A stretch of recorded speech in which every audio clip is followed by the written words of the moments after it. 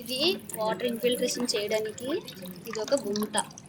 ఇది ఏంటంటే సెలయేరు టైప్ అన్నమాట. సెలయేరు ఈ వాటర్ అనేది సెలయేరు ద్వారాగా బయటికి కొట్టుకుపోతుంది. ఇక్కడ సాయిల్ ఎరోషన్ జరిగి సాయిల్ అంతా బయటికి వెళ్ళిపోతుంది.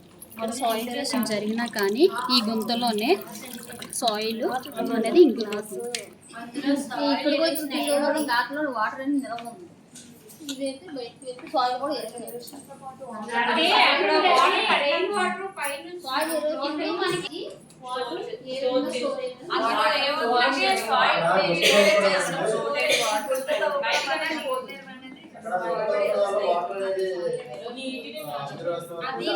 అంటే ఇక్కడ కాలువలాగా ఏదో కెనాల్ తీసుకొని వాటర్ ఒక్కసారి తీసేస్తుంది.